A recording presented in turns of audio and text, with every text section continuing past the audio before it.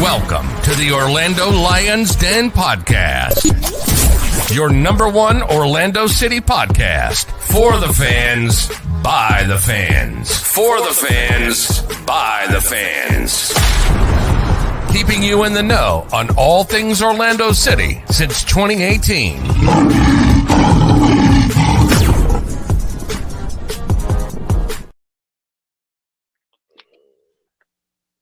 Hello. Another edition, Orlando Lions Den Podcast. I'm your host tonight. So we got the same three as we did last week, I think. I don't know, the weeks run together, but it's Alex Brown. I'm here with the boys tonight to discuss the dub in Philly. We'll talk about tactics changes and all the fun stuff that we did to get a result, no matter with the injuries and all that stuff. So thank you guys for joining us. We appreciate y'all for listening as always here at Orlando Lions Den Podcast. Here with JJ and Mike tonight. What's up, fellas? How y'all doing? JJ, how you doing, my man?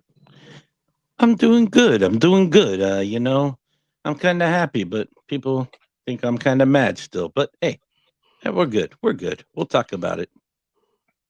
JJ getting all the hate on Twitter after we won one game. So, this happens. But we've had polarizing views for sure. So, when the opposite thing happens that we've been saying, there obviously you're going to get some of the people out of the woodworks to criticize you. So you get a chance to explain yourself a little bit more tonight and how you feel. So we're looking forward to hearing about that. Mike, the man with the New York love. How you doing down there, Bubba? Hoping the Rangers close the series out tonight. That's what I'm hoping for. Up 1-0 right now, so nice. But I'm doing good, brother. We got to win. 3 points. It's like the clip that OC Fan TV likes to share all the time. I don't know the guy who the guy is, but 3 points. Take it home with you. I feel good. So yeah, I obviously abbreviated the cursing out of it because we don't got time to edit this. So yeah, that's more for the old den after dark. But yeah, I was happy with the 3 points. We were saying last week we needed a result. Oscar Pereira needed to get something out of these next two matches. Otherwise, it was going to probably be looking pretty bleak for him. And he comes out and changes the entire shape of the team as to what was called upon with the injuries that we suffered with Dagerdan and Hapa Santos last week. And we get a much needed result. So we'll talk about it a little bit. First, let's get into the sponsors. Going to Eddie first. We miss Eddie. He's on a cruise right now. He's with the family, but he obviously is the insurance man. I'm seeing a lot of people on Twitter. Makes me happy that they have been using Eddie. They've been talking to Eddie about the insurance game and their homeowner rates and even their auto rates. And it really is the best thing that you can do when it comes to insurance is to talk with somebody that you know is going to take care of you. And not gonna take you around and screw you over. So give Eddie a call. He works for Liberty Mutual, is the parent company. He works for Comparion Insurance Agency, which is just an agency under Liberty Mutual that can shop around many different companies other than Liberty Mutual Insurance. So you can guarantee that you're getting the best rate possible. Auto insurance, home insurance, life insurance is great. Renters insurance, pet insurance. Eddie does it all. So you got the QR code on the screen if you're watching. Got a question about Eddie. Got a question. What's up? It's very funny that he, backlashes our boy Cleon all the time for not working. Eddie seems like he's going on a cruise every week, So it's like, does he do any work? Is he doing work while he's on the cruise? He took a picture on his, I don't know if it was his Instagram. His wife took it. We're all friends on social media. And he's just chilling with his feet up, looking at the sunset go down. I'm like, does this guy even work? Does this guy work? And he's talking about Cleon? Come on. I want to be Eddie when I grow up. I don't know if he works, but we do know he works out. My man's dropping the LBs. So oh yeah, he is looking good. He's looking great. He's been doing a lot of fun stuff, and it's a benefit of being a local sales agent for an insurance company, especially for a long time. He's been doing it for a while, so he's got a lot of residuals coming in. I know that I've had my policies with him for a good amount of time, and he's works when he needs to. So, and he works from home. So he's got a good gig for sure. You can't deny that. I don't know if it's as good as Cleon's gig, but it's still for sure a good gig. Let's go to Leo. Leo at the Epic Mortgage team, powered by U Mortgage. Leo Gonzalez, one of my best friends. I've known him for 15, 20 years now. He's a great partner for the podcast. He'll be at the watch party too. And he can help you out if you have questions about your mortgages, if you have questions about getting a mortgage refinancing. The rates are starting to come down a little bit, but even if you're looking at buying in the future, he can tell you what he envisions for the market. And I'll be honest, I was way wrong 3 or 4 years ago about the market when COVID first hit, and he was spot on. So I trust everything that he says when it comes to not only mortgages, but the real estate industry as a whole. He can help you out for conventional, non-conventional, foreign national loans. If a regular bank can't write you, Leo can find something to get you a house, get you in a home. So give Leo a call, 407-844-7696 at Loans by Leo on Twitter, and www.applywithleo.com. Of course, we got the QR code on the screen. Field Turf USA, they got some great things with pitches. We're putting actually some artificial turf. I don't think we qualify for field turf back in our backyard here, but we're doing a little addition on with the house, and it's great to have. And with field turf, it's they do all those hybrid pitches and things like that they see along the sidelines. So they do a cool thing. I'm sure all y'all that have listened know about them and Fubo TV. Use our QR code on the screen and post it on the Twitter too underneath if you're looking for.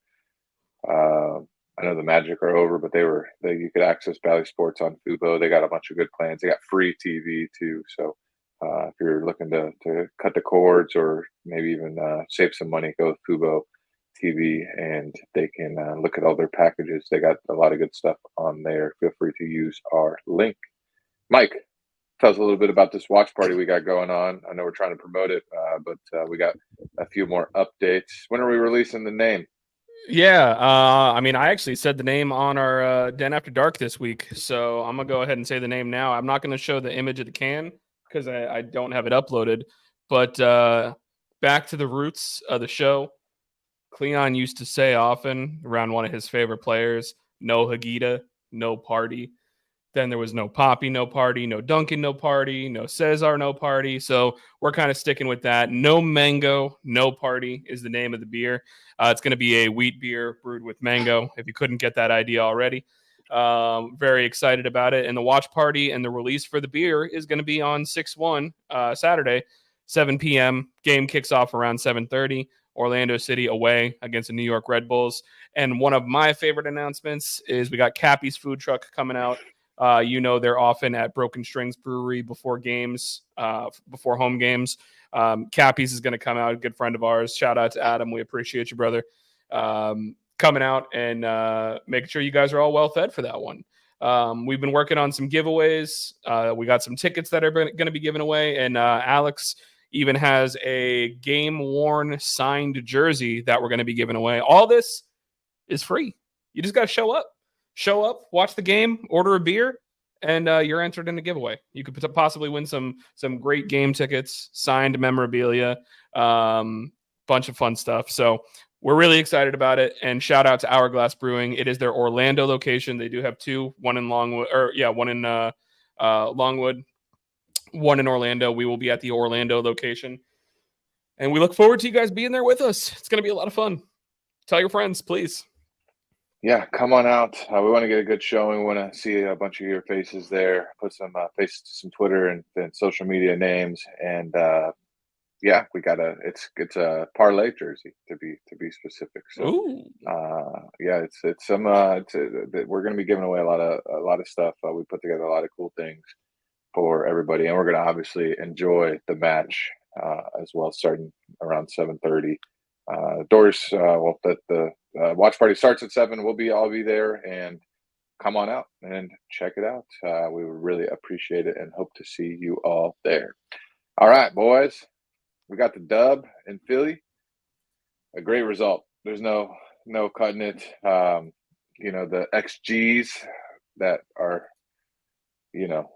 popular among some, hated by others, says that it was the highest difference in expected goals in a loss by Philly since at least 2013. I think they outscored us by like 3.6 expected goals, and we still got the victory. That's why I hate expected goals. I don't think that they mean really anything. Results mean everything. So we got the 3 points. We give up an early goal. Honestly, I saw the first goal, and I was like, that just felt like we were like, if we're nailing in the nails to the coffins for Oscar Freya, that felt like the third to last one. Was that first goal. I was like, man, this is bad. This is going to be real bad. And then who else but Duncan McGuire to bring it back and give us hope. And then Murillo awakens from the dead, comes on, just a rip rocket. I don't think I've ever seen somebody in an Orlando City purple kit score a goal like that on their weak foot ever in the history of Orlando City. So an amazing left-footed strike from outside the box into the top bins. And then 20 seconds into the second half, Nico Lauderdale finds him again. Nice little, counter off of the aerial balls and from the middle, and just a 1-2 punch gets it right into Murillo, and he gets a third goal. The game was not lacking any sort of referee drama, for sure. The ref lost control and somehow took control for himself of the whole match, made it about himself. I personally believe got pretty much. I saw one Philadelphia fan post. They were super upset about the refs. I said the only thing I can agree with is that they said that he got everything wrong, and I do agree with that. I think he got every single decision incorrect. We gave him 2 penalties, 2 of the softest penalties you'll ever see, and they took away a red card. I don't know how we didn't get a penalty on the handball by, I believe it was Martinez in the box for them, straight off the bicep. I didn't get that, and we survived. The most impressive part of the performance for me, it wasn't the goals.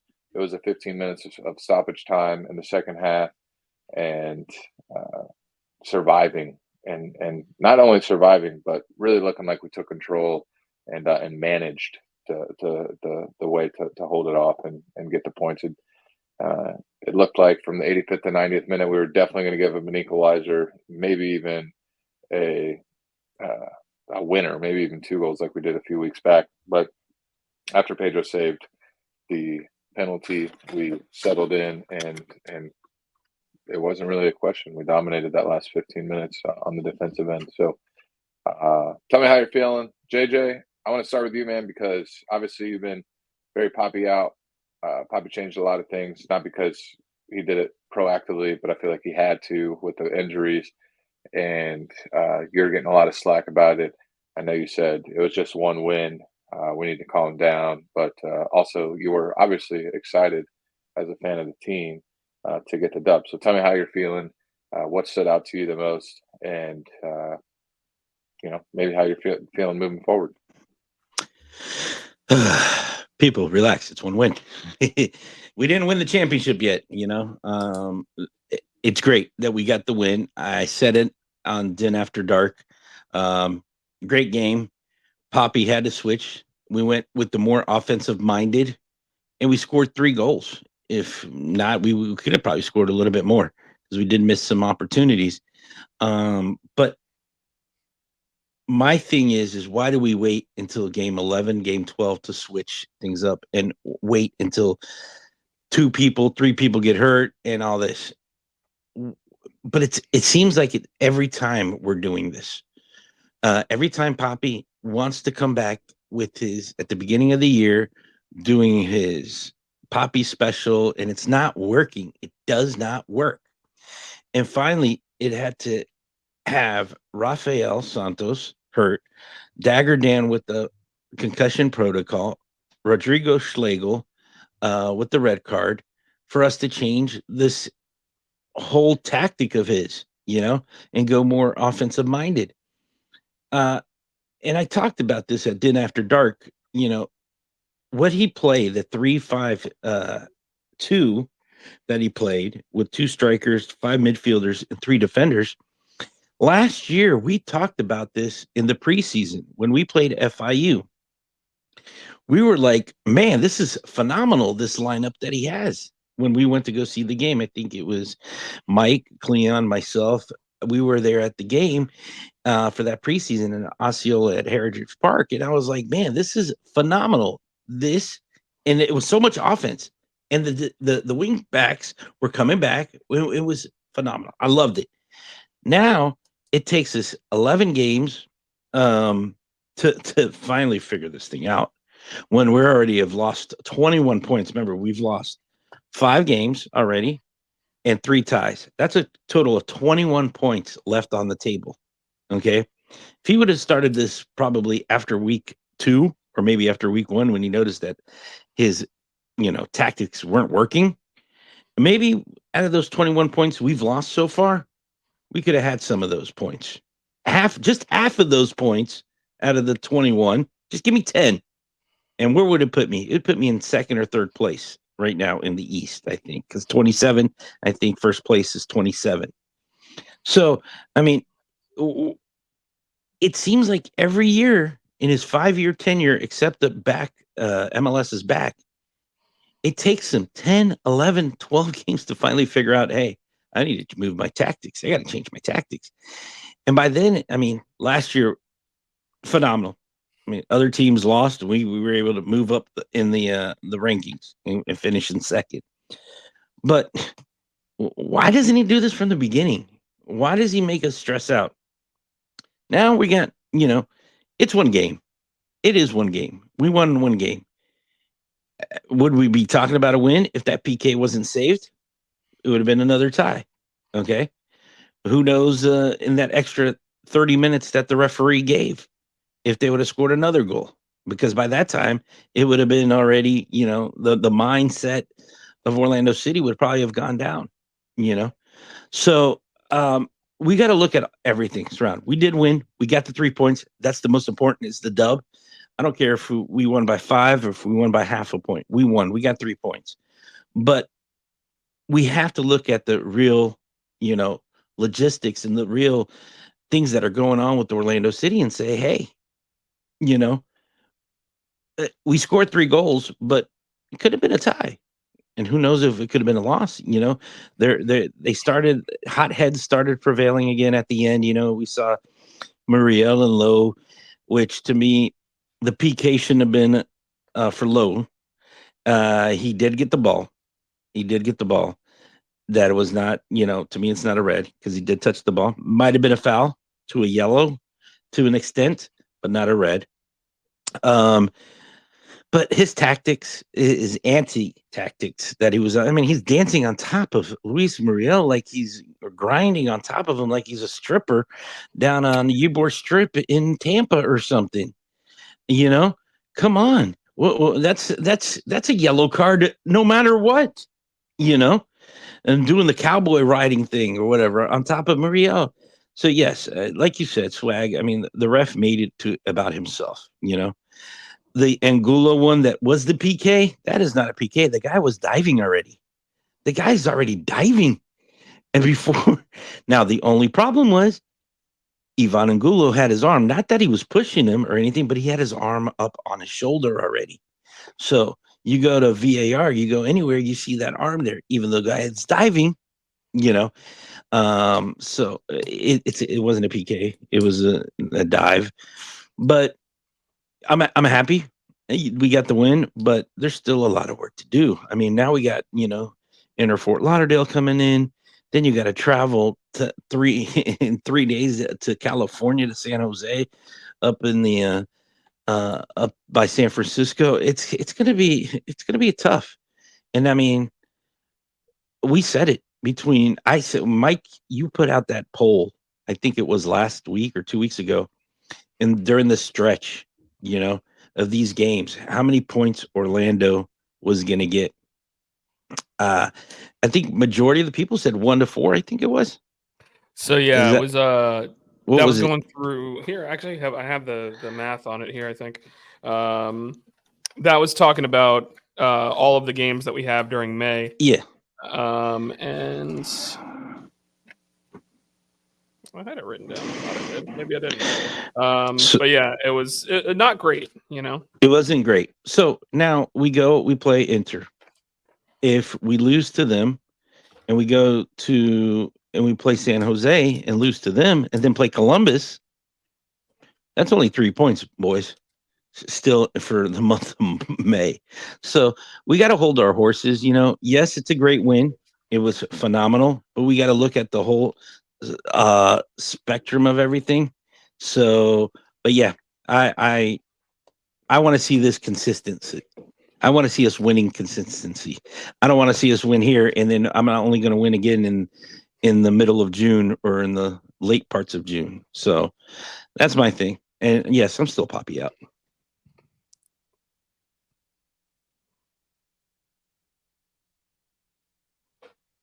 He can't hear anybody. I think he froze. All right. I think he froze. We lost swag, so we'll go ahead and yeah. wait for him to get back in here, and I'll go from here. So, yeah. Basically, when it comes to, I'm gonna go ahead and remove him from. Can we just? Yeah, I was gonna. Can we remove him? Because he was just like, I'm killing myself. We're trying to do him a favor there. For the most part, I'm with you. I'm happy to see that there was a change in shape. I'm happy to see that we were able to try something new, but at the same time, did we try something new? Was it out of necessity or because of the fact that Poppy felt that he had to change something? It feels like it was more so probably something that was done out of necessity. And that's, obviously that's worrisome. And one thing that we didn't really touch on from Alex there is that, we also lost Robin Janssen in this game. He went down with an injury and had to be stretchered off. Apparently it looks as though it's not going to be that serious of an injury. And we are expecting him to hopefully be back soon. But when I say be back soon, I don't think that means he's back on Wednesday, But out of this, I think my biggest thing for this is I'm with you in the fact that I am tempering my expectations. It's great to get a win, but I said this on Den After Dark, and I've said this on Twitter. It's perfectly fine to enjoy the moment, but we have been a wildly inconsistent team this year. I'm not going to feel as though the tide has turned until we start to see us string a couple results together. Because Alex Ryder, he's on the Batter and Herons show, which is a Miami podcast. He's with them tonight. So if you want to see the Miami view of it, go check them out. When he was on our Den After Dark show, one of the things that he said is he said he feels like this could end up being a famous victory. And I told him, I need you to pump the brakes on that. It can be a famous victory when we look 3 or 4 games from now and we see where we're at. If we were 3 or 4 games from now and we're not much higher than where we're at right now on the table, it's not a famous victory. You got to be better than that. You got to string results together. So that's what we mean when we pump the brakes. But realistically, this game was about 3 players for our team. And that is Nico Lodeiro, Luis Muriel, and Pedro Gallese. Nico Lodeiro, 3 assists. We had an MLS assist and 2 goals out of Luis Muriel and the PK save out of Pedro Gallese. Those are the players that really kind of need performances to turn how they're feeling around, and all of them got it in the same game. Actually, to that talk from MLS.com, all of them got Team of the Week honors. As far as Team of the Week goes, we ended up having Luis Muriel in the starting position on Team of the Week. And we ended up having Nico Lodeiro and Pedro Gallese on the bench. Granted, Pedro still gave up 2 goals, but when you save a PK against a guy that has never missed a PK in his MLS career, he was 22 for 22 going into that second PK of the night. He gets his flowers for that. So I'm with you in taking everything right now with a grain of salt. But I at least think that those 3 performances that we got from those 3 guys was one of the more encouraging things. And also Facundo Torres playing like more of a wingback role. I thought it was interesting. he kind of needs a little bit of a humbling at this point, considering the fact that he started the season so rough. And playing more as a fullback, a little bit less attacking, I think that's kind of a way to do that.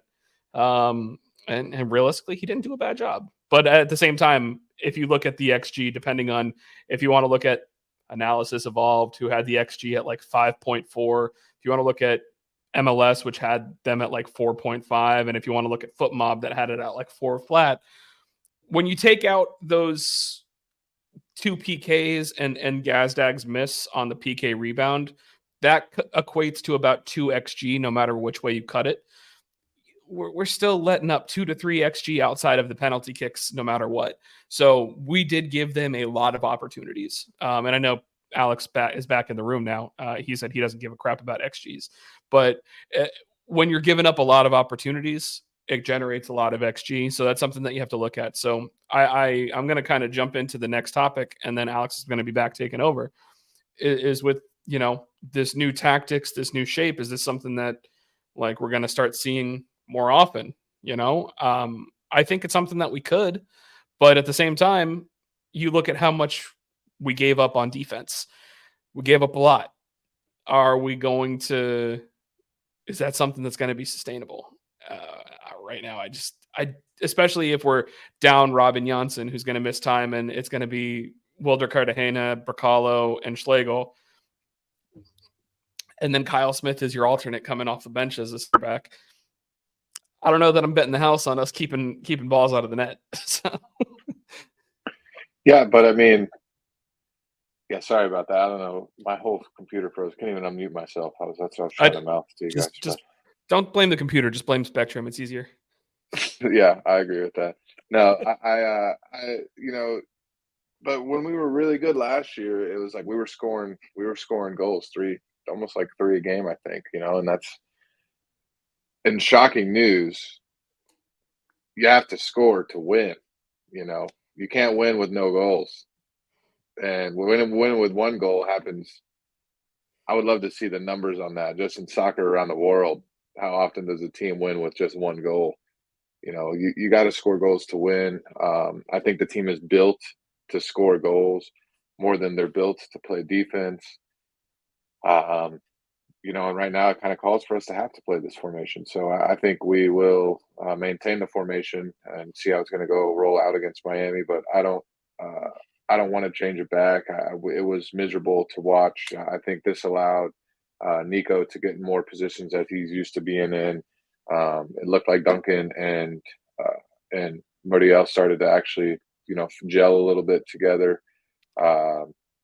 And Cartagena is just going to get better if he's playing that middle center back role. The transition from the 5-3-2 to the four in the back as we're attacking or defending. He will get better at that. He's been phenomenal with everything that we've done and put him in. So there was his first match and really just the first goal. So that was the only time that he was a liability with that. A lot of their expected goals came from the penalties that they had, the 2 penalties that they had. Take those away, it's 3-1, and the expected goals for them is probably cut down by almost 2 entire goals. So I don't look at expected goals very much. I think the ref had a big deal to do with the expected goals for this match. And ours were only low because Muriel scored a banger, and that was it. I don't understand how Duncan. This is why I don't like expected goals, because Duncan's expected goals on his goal was like a 0.3 or something like that, and in reality, the dude's putting it in 90% of the time when it's that sort of situation. So, I think it's a very generic stat, and yeah, we're going to leak goals, but if we could score goals, that's what's going to get you results. Especially, we've known that with this team. We've known that. You got Ojeda. You got Faku, who hopefully can figure it out. You got Angula, who's an attacker. We play with all these attacking-minded players. All 3 of our DPs are attackers. So why do we play this poppy ball where you have to defend and you try and win 1-0 every match? It just doesn't make any sense. If we had a DP goalkeeper and a DP center back and a DP defensive mid. Yeah, play 1-0. Play for it all the time. That's fine. But we have 3 designated players. All of them are attackers. You just spent money on Angulo. You still got Duncan. There's no reason to not play an attacking style of soccer. If we give up 2 or 3 goals every game, who cares? As long as we're scoring 2 or 3 goals every game. And I'm confident that with the formation that we put on the pitch, that'll come. We had 3 great goals, and it was the first time we played it. It was the first time we played that with this team. So, it's just going to get better. Just like the defense will get better. I think it was for the first time out. It was like JJ said, when you guys went last year, and this is the formation that they played in the preseason. You're thinking this is like a totally different style of play, and it's what the roster calls for, in my opinion, especially if we got everybody healthy. What do you think? I mean, JJ, I know you're hoping that we keep the tactics, that we change the tactics. You think Oscar Pereira is just staying up at night dreaming about when he can go back to the poppy ball? Probably. Mike, go ahead first because I saw your hand up. Go ahead. Yeah, no, you're good. You're good. One thing I was going to add is just something that I tweeted out after the game, or actually, I think I tweeted it out during the game, maybe at halftime. It's amazing that we switched to a 2-striker system, and then Luis Muriel, who has thrived his entire career in a 2-striker system, is now productive. Like, it's one of those things that I was kind of looking at. He's best as being a second striker, that number 2 guy in front of a guy who's more of a target man, like Duncan McGuire is. We put Duncan out there and him together, and guess what? Duncan opens up space for him to take that rip from distance. He ends up getting the opportunity to go ahead and make a run in behind like he did on the second goal. It's just one of those things that, talking about the tactic change, the shape change, and stuff like that. One of the things that was kind of necessary is if we want to go ahead and get our best players on the field, obviously that includes Muriel and Duncan together, and finding a way to go ahead and change the formation so that way they're both on the field. Who knows?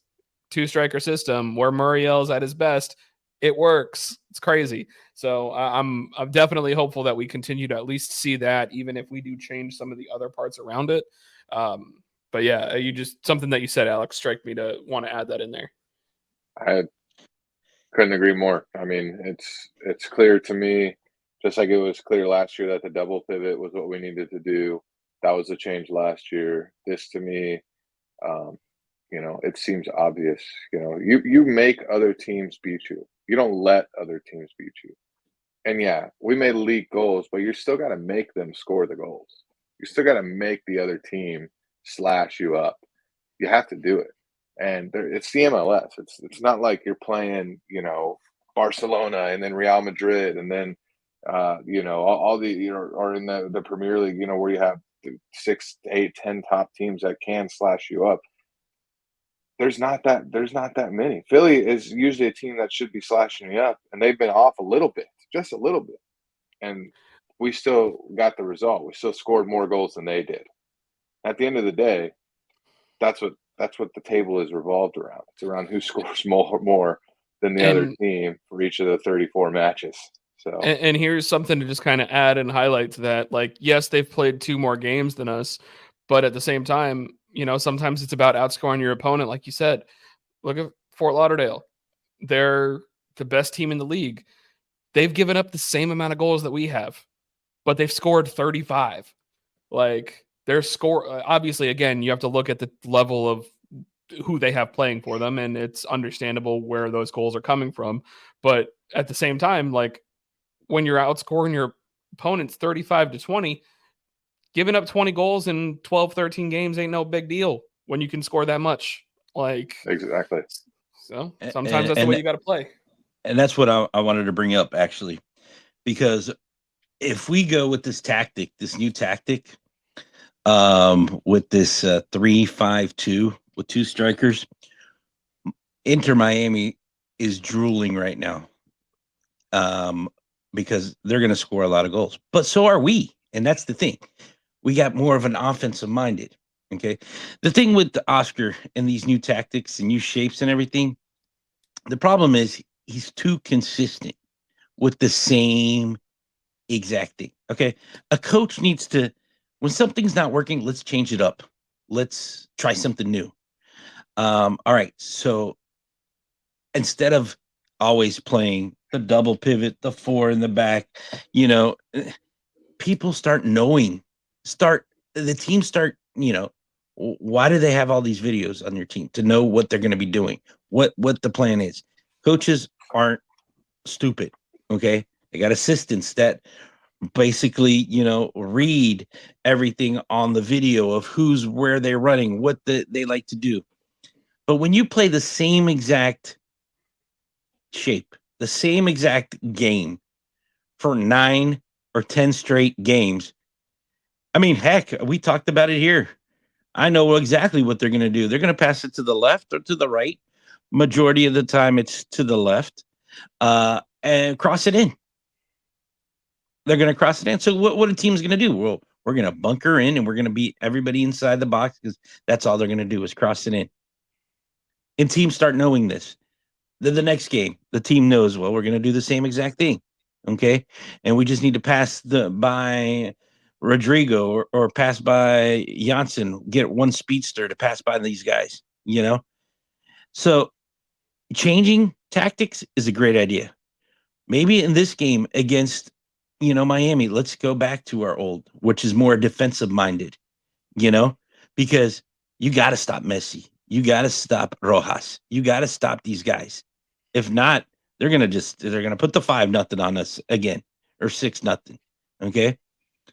And then against San Jose, hey, they're more of a chillax team, a more relaxed. Let's go and put up 4 or 5 against those guys, with the more offensive minded, because they're not as so offensive. The coach has to come in and look at all this stuff. And it just seems like Poppy just goes in and says, hey, we're going to play this. This is all we're going to do. It's just this one. And if he comes back to the old tactics that he was doing, that's more faith that I lose in him. I mean, as a coach, you need to know what you're coming into, um, college football or professional football. These coaches switch it up. Hey, I'm going into the nickel. No, I'm going to the dime because this team isn't as good if we play in the dime in the defense, or I'm going into the nickel, whatever, But when you start playing the same thing, teams are going to figure you out and everything. Did I like the new shape? I loved it. I thought it was more offensive. And what have I said? Mike said it exactly. Play these guys in the position that they're supposed to be playing, and they will produce. I don't need Muriel to play the number 10. I don't need Muriel to play back there, a center defensive mid playing. I need him to play what he knows how to do and knows how to play. And look what happened when you put those two guys playing together. Boom. Muriel scores 2 goals. Duncan scores 1. Right there, 3 goals. Bam. And what are we going to do if Duncan leaves? Time to think about that too. So, but the new tactics, loved it. We need to switch it up a couple of times. One, it's not that we need to stay with this tactic. We need to know when to play and when not to play with new tactics or new whatever, new shapes and forms. Yeah, I don't know if I would go back, JJ. I don't think I'd run anything other than, I think what a lot of teams get wrong against Miami is, when they're fully healthy, you're not supposed to beat them. Nobody's supposed to beat them. That's what MLS has set in stone. That's what they've put in place. They don't want them to lose. So I think you have to outscore them. I don't think you drop a team to stop them. I think you're failing from the beginning if you do that. If you're saying we want to stop Miami from scoring goals, that's how we're going to win the game. And I think you've lost from the jump. I think the only way you beat Miami is saying we're going to go score 4 goals and we're going to hope they only get 3. And that's how we're going to get 3 points today. And that's it, because their weakest point is by far their defense, like you've highlighted. And I think it's got to be offense on offense match. So we'll talk a little bit more about that's going to be a 20-20 game on Wednesday. If we go with this, we'll get tactic. a point. That's it. It's like, it's for me, that's better than if we go defensive and say, I dare Messi to beat us. Well, he's Lionel Messi. If you're going to dare him to beat you, he's going to kick your butt. He's going to knock you out. He's going to beat you 5-0. if you're going to dare them to beat you. That's just the way it's going to be. So I would rather it say, I dare us to go out and score 5 goals or 4 goals and leak whatever we want. If we lose 6-4, whatever. It's a hell of a lot better than losing 5-0. Cool. At least you showed improvement. But I think that's the only way to do it with them. And we'll talk a little bit more about that as we get into the preview. Let's go with first before we get into that. 2 things we want to do first: stock up, stock down.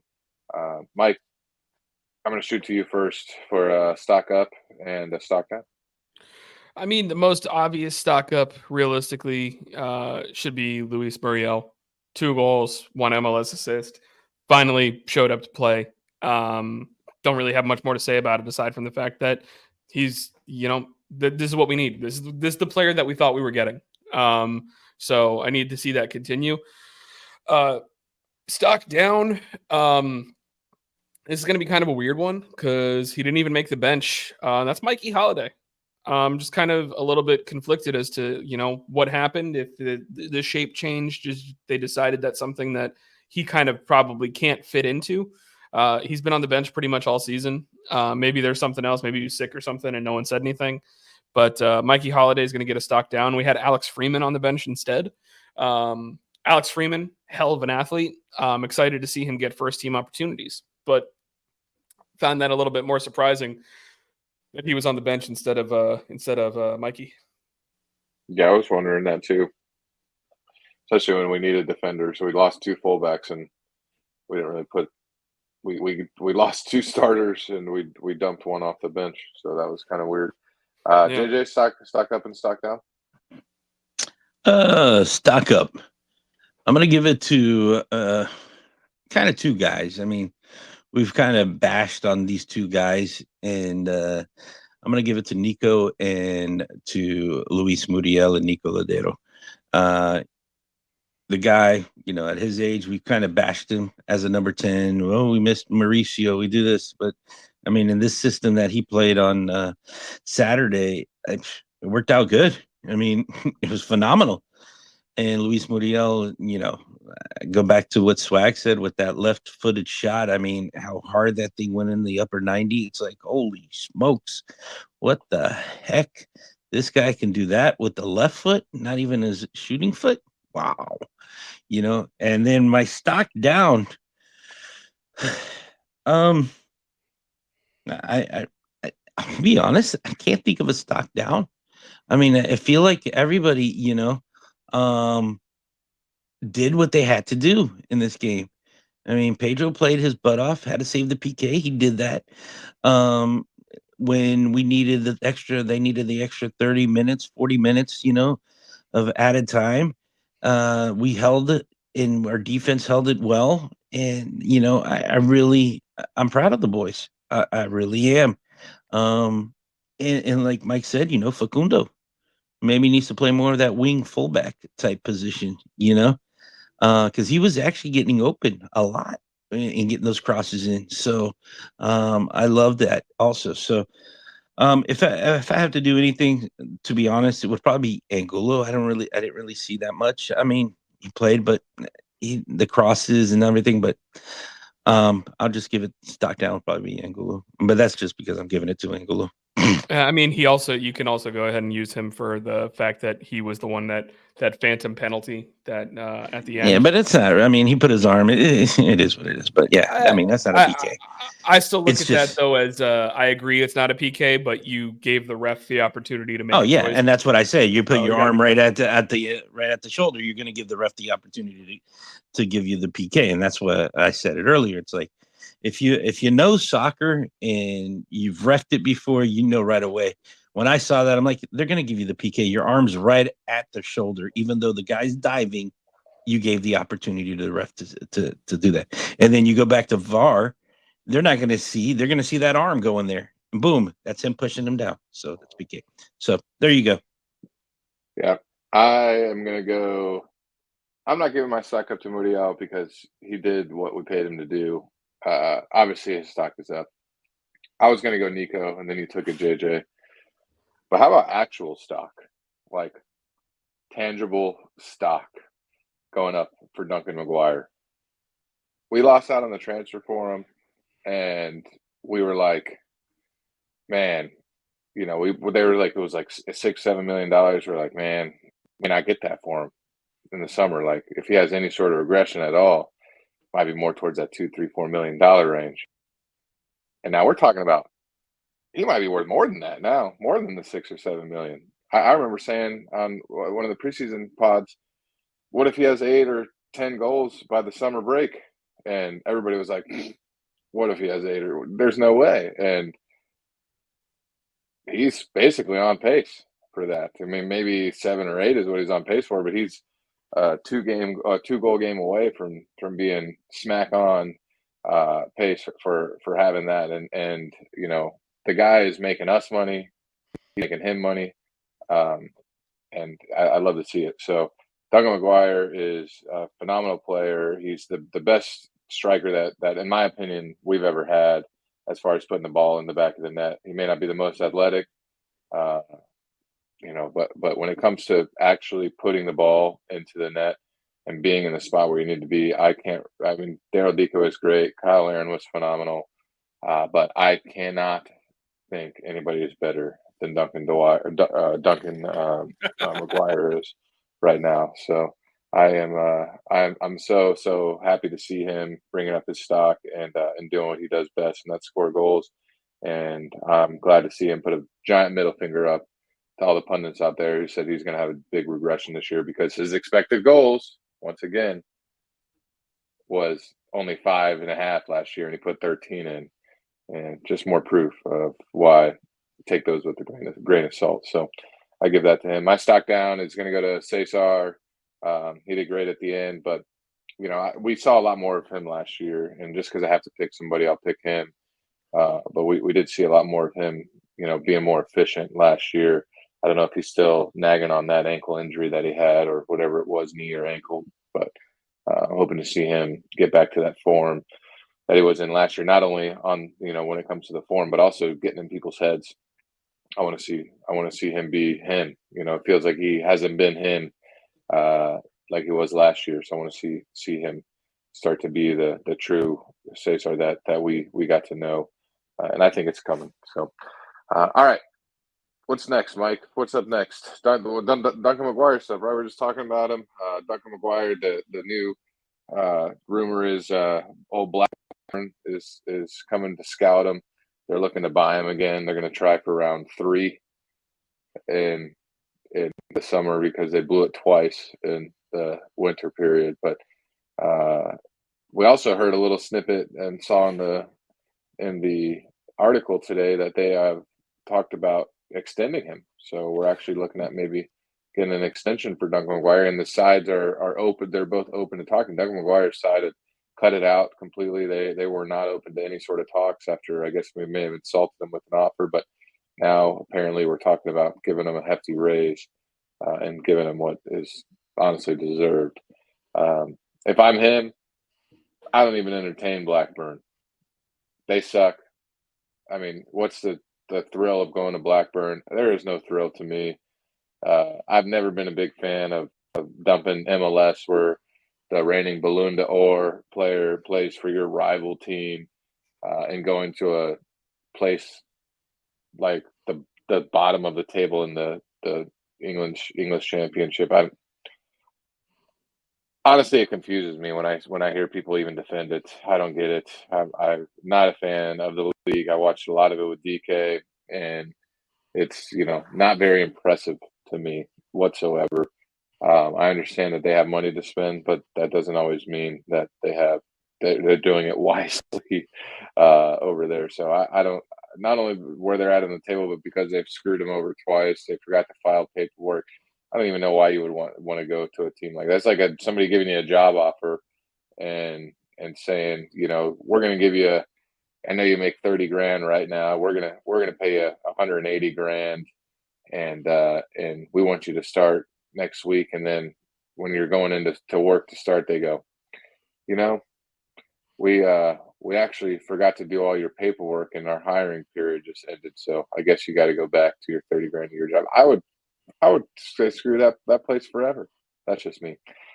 Your thoughts? James, you mentioned what are we going to do without Duncan? You think there's any chance that we can keep him? So, Blackburn championship, just like the Thunder right now, thundering here at my house. They're not very happy. We need to sign this guy. Unless Blackburn decides to give us 15, 20 mil for him, which I doubt they're going to do that. They'll probably try to give us 3 or 2. And Blackburn, really? Championship? This guy can go anywhere and play in a first division team. It doesn't even have to be a top tier team. And what I mean by that, he can go probably to the lower division of the EPL, lower division teams of like where Benji played. And unfortunately, like in Aroca in Portugal, playing against top dogs like Benfica, Porto, Sporting, and playing in that atmosphere, in that Liga Europa atmosphere, Champions League still. He could go to Spain and play for, maybe like a Girona that all of a sudden is in second or third place this year. That's going to the Champions League. That 2 years ago, they were basically almost relegated. So, I mean, it's not just the championship. There's other teams out there in France, in Holland, in Germany, that could probably afford him, and get him. And who knows if they're out there. I don't know why Blackburn is so much onto this guy. They screwed him twice already. All right. Third time, I think this is honestly just talk from the agent and for us to get more money on the table. And that's why the contract has opened up again. Because if Blackburn I just don't know why Blackburn wants him so bad. Do they know something that we don't know, that he'll go to Blackburn and then after a year he's going to get sold for 40, 50 million to another EPL team and Blackburn's going to make this money? I just don't understand why this team that's at the bottom of the championship wants this guy so bad. And I don't hear anybody else. I don't hear any other team in EPL. And I know there's better teams in the French league, in the Italian league, in the Dutch league, the Portuguese, the Spanish, that could use this Duncan McGuire guy. So I just don't know why Blackburn wants him. I rather just sign him to a contract. He's playing phenomenal. He'll be the star for us. Goes to the U.S. men's national team. Where does he play? He plays for Orlando City. And remember, the grass is not always greener on the other side. Ask Chris Mueller. Unfortunately, as DK, he went to the championship too. Unfortunately, he got hurt, but it's not always greener on the other side. I mean, I'll play devil's advocate over there. I don't think. I'll play devil's advocate to you a little bit on that. I mean, all these teams, Blackburn wants him so bad because they think that he's going to make them a better team. I think that's why they want him. That's not hard to do. Yeah. My goodness. Well, I mean, heck, I think you could put me, you, and Alex on the team. We'll probably make it better for Blackburn. But I mean, but on a serious note, why isn't it more teams wanting, Duncan? Duncan's great. Why does Blackburn want him so bad? Why? I mean, to be fair, just to the situation, there was like 4 teams that were interested in him by the time that everything went through. Because if I remember correctly, it ended up coming down to, at the end, Blackburn and Sheffield Wednesday, also towards the bottom of the championship. But then when the deal fell through, 2 other teams in the championship contacted us to see if there was a way that they could get in. And I believe that was Ipswich, who is getting promoted, and Plymouth Argyle, who's still going to be in the championship. But, there was other teams that did reach out to try and get interested. So I don't think it's really necessarily just them. Obviously, they're still hyper fixated on it because of the fact that they screwed this kid over. They want to try and do right by him. He was there. He signed the paperwork. He took pictures with the jerseys. He signed autographs for fans in the hotel. And then he had that taken away because of the fact that someone clicked save instead of clicking submit, But I mean, if I'm Duncan, why would I want to go back there now?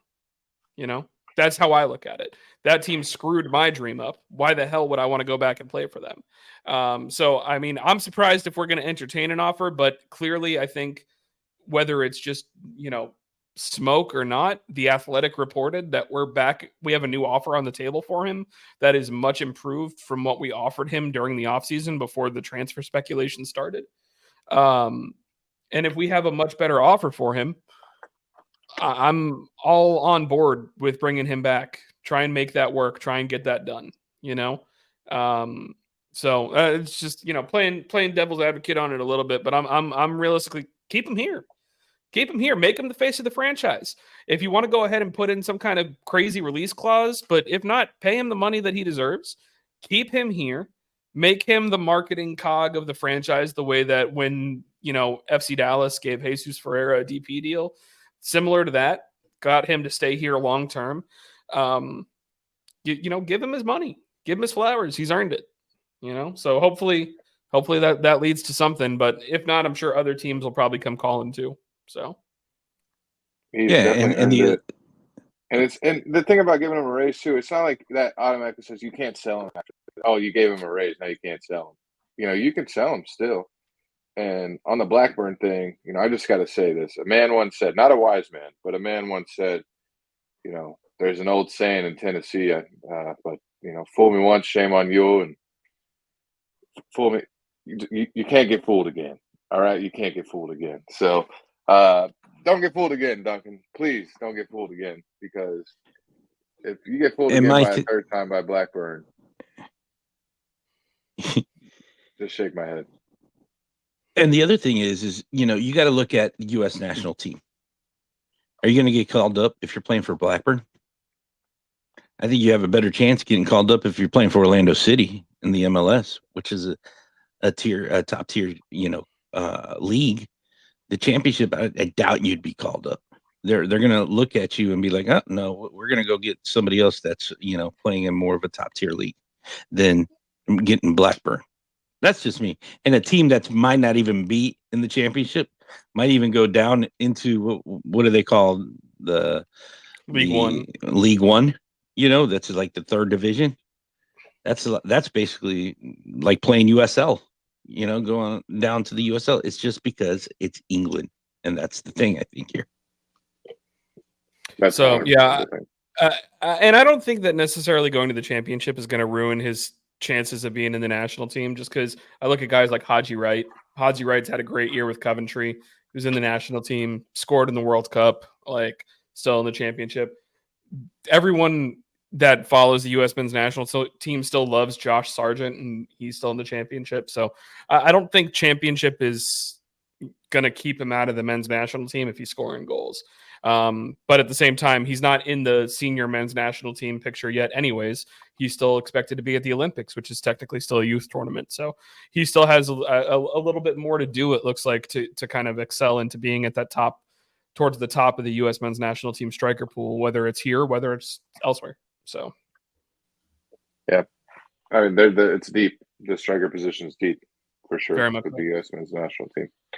So, all right.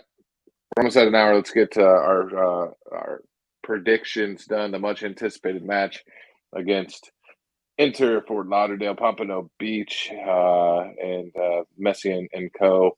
and all his friends coming in to our stadium this weekend, or this week. It's a midweek match on Wednesday. So tomorrow, by the time you guys are hearing this, 7:30. Big match, obviously a derby, a rivalry match, and means a little bit more considering the last time we played them, we got absolutely embarrassed out of the stadium, 5-0 loss. So it's a big match. There's no sugarcoating it.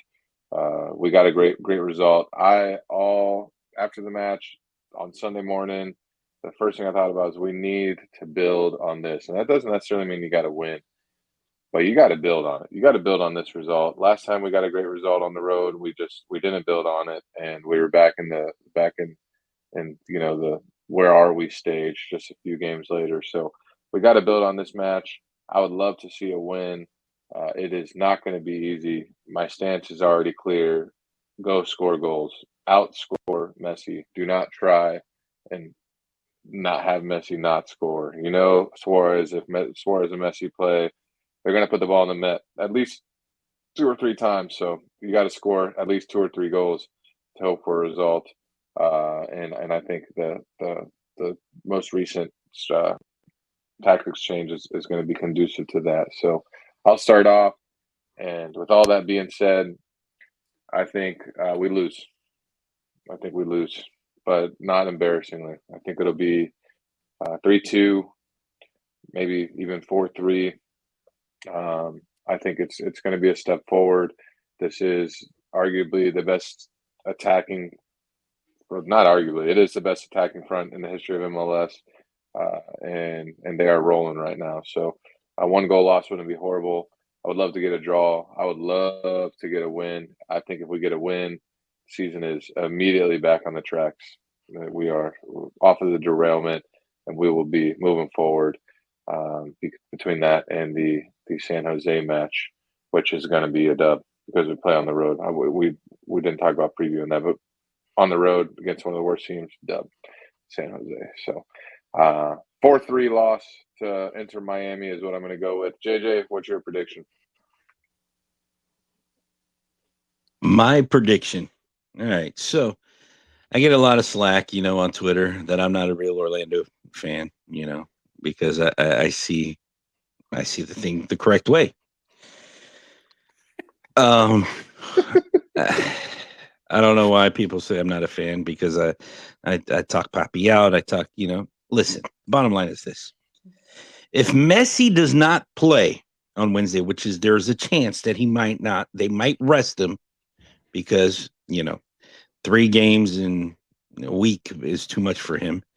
And then he doesn't like, being subbed out for 2 minutes because he faked an injury and everything. All right.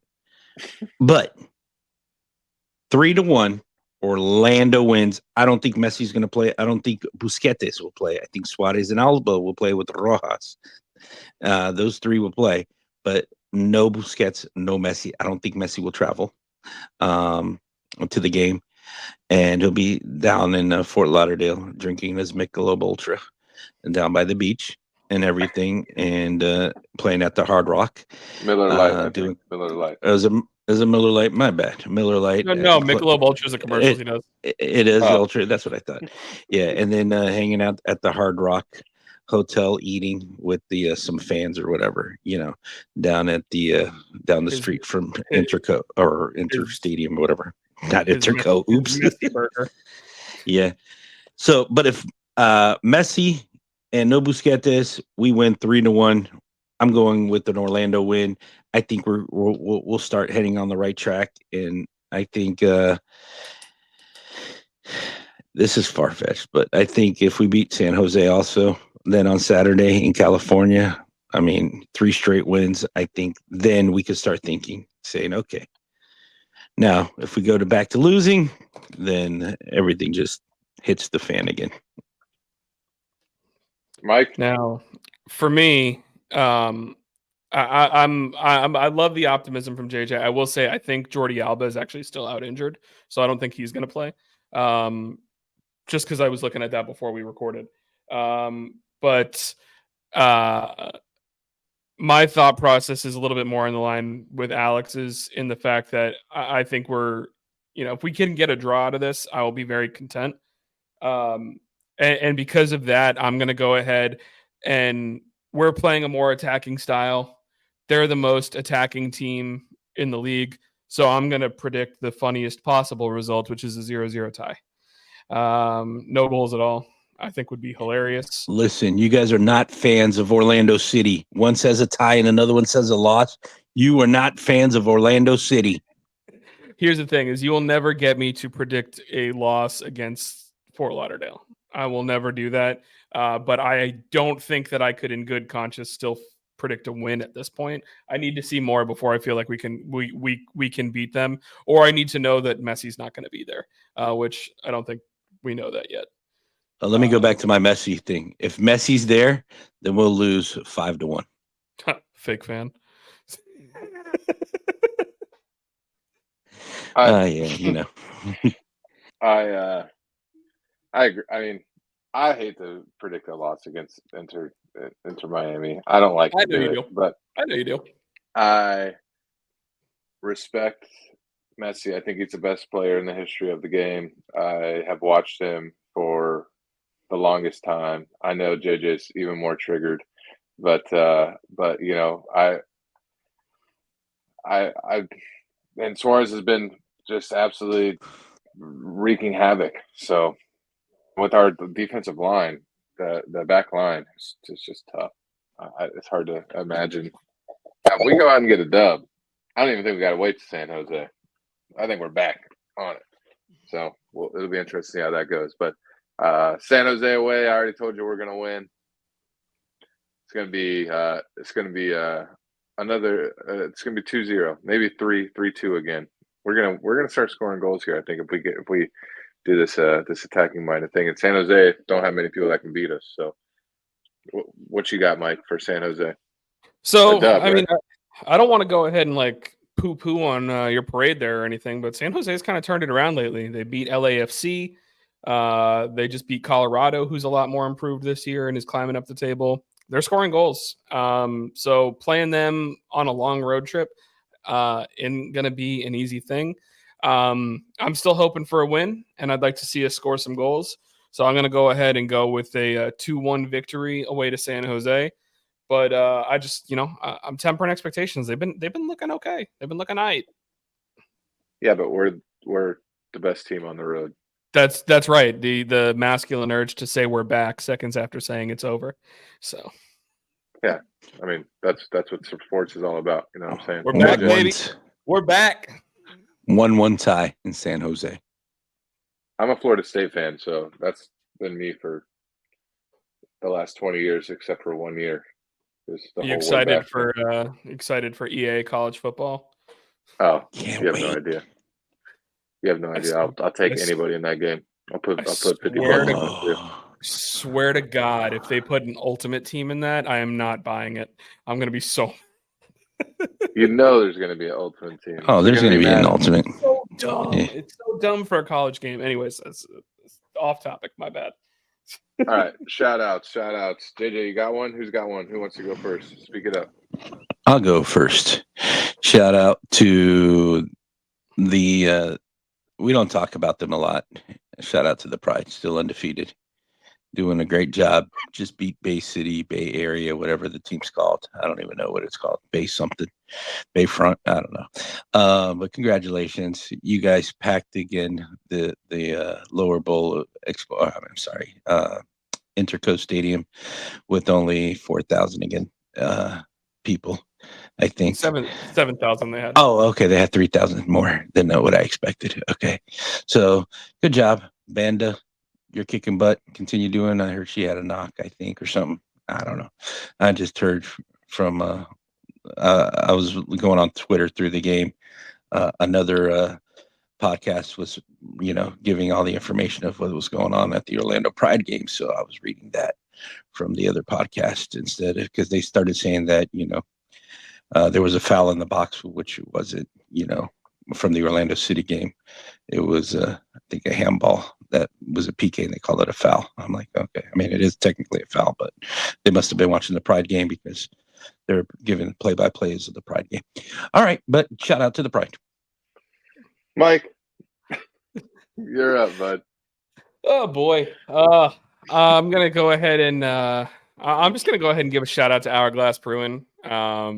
Excited for the event upcoming. And I'm gonna need to drink now because I was talking about how the fact that my Rangers could close the series up, they're up 1-0, and then they gave up 4 goals in the third period and lost the game. So I need a beer right now, which is really convenient considering I'm taking a little bit of time being sober. So I don't really have a shout out. I had one, and then we go for an hour and 9 minutes, and then I lose my. I need to write them down. But hey, we at least started early today, so there's that.